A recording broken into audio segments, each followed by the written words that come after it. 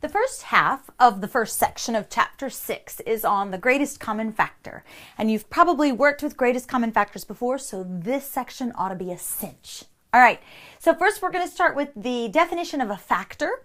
A factor is simply a number that you multiply to get another number. So the first thing you'll need to do is you'll need to be able to write all the factors of a number. So if we want to know what are all the factors of 24, here's kind of what I expect you to do, and this would be the easiest way to do it. If you want to know all the factors, that means what are all the numbers that you can multiply together and end up with 24. So the first set, they're going to come in sets. The first set is 1 times 24. 1 times 24 is 24. And the reason I'm spreading them out is because as you work toward the middle, it'll be easier to know when you're finished this way. You won't have to try all 24 numbers this way. All right, so then you ask, will 2 go evenly into 24? Why, yes, it will. 2 times 12 is 24. Will 3 go in? Yes, it will. 3 times 8 is 24. Will 4 go in? Yes, it will. 4 times 6 is 24. And then you ask, well, will 5 go in? 5 won't go in evenly. It'll go in, but not evenly, so it's not a factor. And 6 will go in, but we already have 6. So once you overlap, then you know you're finished. You won't get any other factors other than what you already have. So that's how you're going to find, when I ask you to list all of the factors, that's what you're going to do. Now, the reason that's handy is because we're going to want the greatest common factor. Well, using the definition of these words, the greatest common factor is going to be a factor. It's going to be a number that goes into all of the numbers that we're talking about. It's going to be in common, and it's going to be the biggest one. So the GCF is another term that we use for greatest common factor. That's the largest number that divides evenly into each of a set of numbers. So let's just do one here. I want to find the greatest common factor of 24 and 60. So the first thing we're going to do is we're just going to list all of the factors of all of the numbers. So this time we just have two numbers, so the 24 and the 60. And I chose 24 just to make our lives quicker and easier because we've already done this. So I'm just going to relist those. So 1, 2, 3, 4, 6, 8, 12, and 24. We did that one already. So when we list all of the numbers of 60, I'm going to have to spread them out pretty far because there's a lot of them. So 1 times 60 is 60. 2 times 30 is 60. 3 times 20 is 60. 4 times, I believe, 15. 5 times, oh, wait a minute. 4 times, no, I got that wrong. What did I do? 4, 60. Oh, dear. 1, 4 is 4, 5, 6 is 20. Yep, that's right. So how many times does 5 go into 60? Is 1, oh, 12. Haha. And 6 goes in 10 times. Oh dear, I hope we're finished because we don't have any more room. Let's check it out. 7 won't go in evenly. 8 times, no, 8 won't go in evenly. 9 won't go either. So sure enough, now we're up to 10, and so we're finished with all of the factors of 60. Whew, there's a lot of them. So then the next step is going to be to look to see, well, which ones are in common. And we can see that the 1s are in common, and the 2s are in common, and the 3s match, and the 4s match, and 6 matches. There's no 8 here. 12 matches, and none of the others match. So that quick and easy, in order to find the greatest common factor, all of these factors that I've circled are common because they were in both lists. So they're in common. So the greatest common factor is simply the greatest one of those. So the GCF of 24 and 60 is 12. All right. Now that's one way to find the greatest common factor. That's a little bit tedious with all of those factors, especially as the numbers get larger and larger and larger. Let me show you another way. Let me show you how to find the GCF using prime factors. If you remember, the prime factors are the smallest pieces that we can multiply together to get a number, and we use the factor trees to do that. So what we're going to do is we need a factor tree for 54 and a factor tree for 90. So let's put those over here. 54 54, so with your factor trees, remember you're dividing that up to see what do I multiply together to get this, and keep dividing down until you have all prime numbers. So 6 times 9 is 54, and then you take each of these numbers and find what the factors of those are. So 2 times 3 is 6, and 3 times 3 is 9. So the factors of 54 are the prime factors, not all the factors, but the prime factors that make up 54 are 2 times 3 times 3 times 3. Okay? The factors of 90, you're going to break that down, 9 times 10. And also remember, you don't have to divide it up the same way I did. You should end up with the same prime factors. So if you think you know what the prime factors of 90 are, divide it out. And if you do it a different direction than I do, we should still end up with the same prime factors. So go ahead and do that. And let's see what we end up at the end. 9 is 3 times 3. 10 is 2 times 5. All right. So now you have your factors. Now, when you list them, what you're going to do is you're going to list them matching up the common prime factors. So here we've got 3 times 3. So I'm going to line them up under my other 3's from my 54. So do you see that these match? So those two match. We've got a 2, and this 2 will match this 2. And now we've got a 5. The 5 does not match the 3 that's left, so I'm going to put it over here in its own column. And so now I bring down any factors that have a pair that are in common. So 2 times 3 times 3 are all the common prime factors. So if I multiply this together, 2 times 3 is 6 times 3 is 18. So my greatest common factor between 54 and 90 is now 18. And now if you were to take each of these factors and list out all of the factors, you would find that indeed 18 would be your greatest common factor, because those are the building blocks. These are the building blocks of these numbers, and the building blocks that are in common make up 18. So that's going to be the greatest common factor. Now, this I think you've done before. I don't know if you've done it this way before. I'd like for you to practice that again. So I'm going to give you 3 more numbers, 63, 84, and 105. I want you to find the greatest common factor between all 3 of those numbers. You get started. You're going to need factor trees. So you get started while I erase the board, and then we'll do the rest of it together. See if you can get ahead of me, though. To find the greatest common factor, you're going to need all of the prime factors of each of those numbers. All right, so let me catch up with you. You've got a factor tree for 63, and you should have said, and remember, each step doesn't have to be the same as mine. When you get to the bottom, we should match. So I'm going to say that's 7 times 9, and 9 is 3 times 3. 84 is 2 times, what, 42? Yes, 42. And 42 is 6 times 7, and 6 is 2 times 3. And 105 is 5 times 21, and 21 is 3 times 7. So you should have the same 7 times 3 times 3. It might not be in the same order, but you should have the same prime factors at the end of your trees. All right, and if you don't, you need to go back and practice doing the factor trees.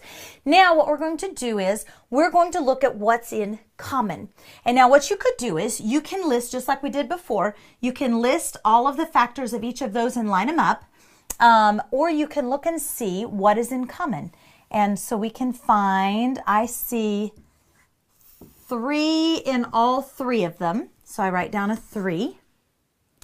And I see a 7 in common, so circle all of the 7s. And I have another 3 here, but I don't have a 3 that matches, and I don't have anything else that matches. So the 3 and the 7 are the only thing that match. So 21 is going to be my greatest common factor. Now, if you had written them all out like we did in the first one, 63 is 7 times 3 times 3, and 84 is, let's see, 2 doesn't match, so you'll have to put it over here, and 2 doesn't match, so it's over here, and there's a 3 under that 3 and a 7 under this 7. And then 105 is 5 doesn't match, so it goes off to the side, and there's another 3, and here's another 7 that matches, you still would have gotten 7 times 3 is 21. The same thing. So if this makes sense to you, this just kind of shortens it up a little bit. Make sure that if you've got more than 2 factors, or more than 2 numbers that you're finding the GCF of, they've got to be, your common factor has to be in all 3 of those. Okay? All right. Next thing we're going to do is this. So that's finding a greatest common factor of a constant term.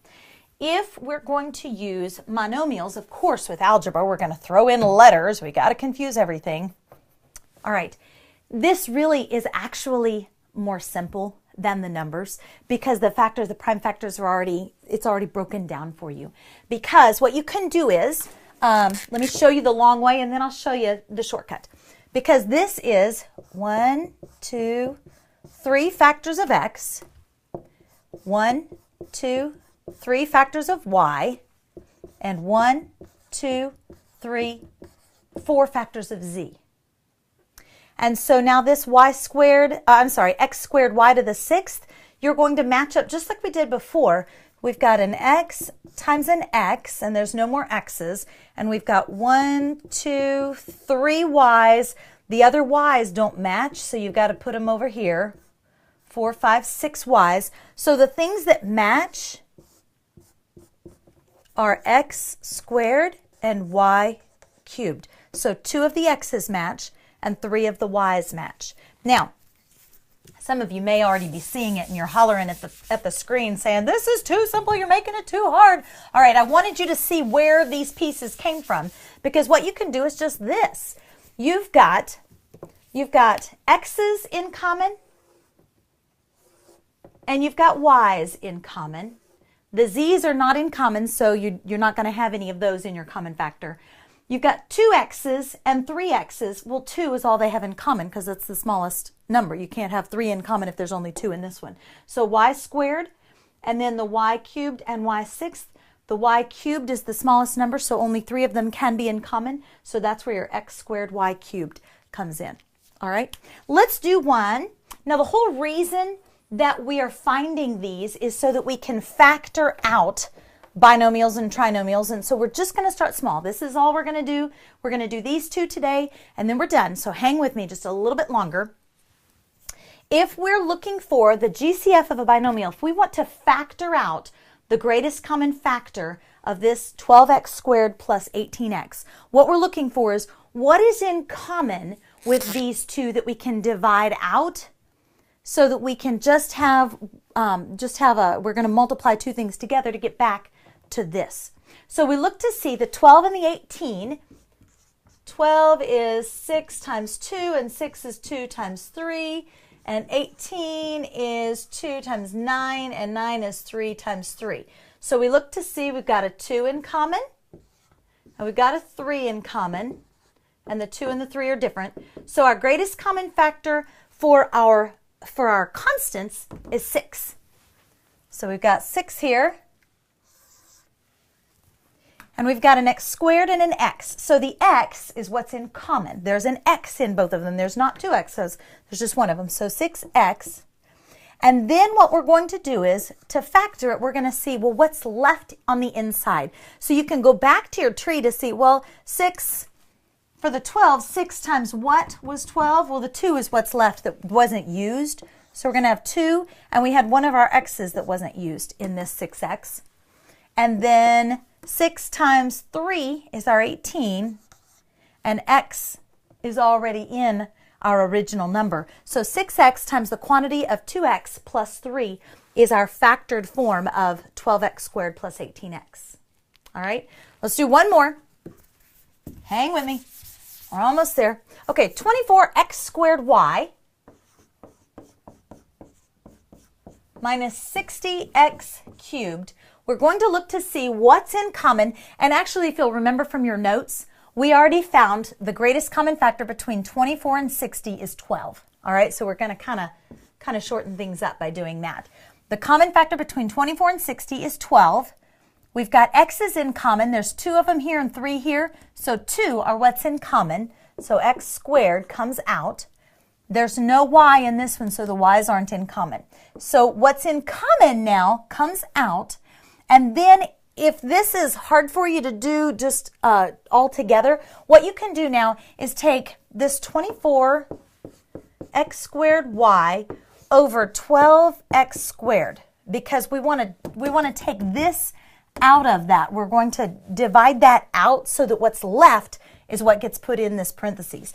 So there's an x squared in both, so that's gone, and 12 is 24 times 2. Or I'm sorry, 24 is 12 times 2. So we have a 2y left in this term.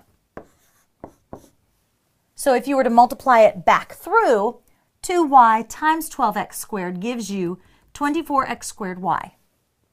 Okay? Now we're going to go to the negative 60. Oh dear, I did them backwards. Negative 60x cubed over, we're going to divide this one by 12x squared. So when we divide that out, 60 is 12 times 5. Yes, haha. And now we have 2 x's on the bottom and 3 on top, so we have 1 left on top. So what we have left is 5x, and it is negative. So minus 5x is what's left of that term. So 12x squared times the quantity of 2y minus 5x would give us 24x squared y minus 60x cubed. All right, so here's what's going to happen. You're going to have several problems where all you have to do is list the factors. So just list them. Then you're going to need to find the greatest common factor between some numbers. You can do that. You can. You'll have to read your instructions. I'd like for you to do a couple both ways. But once you figure a way that's simplest for you, do the easiest way for you. Then you'll need to start finding the greatest common factor with monomials, and you'll have some letters involved.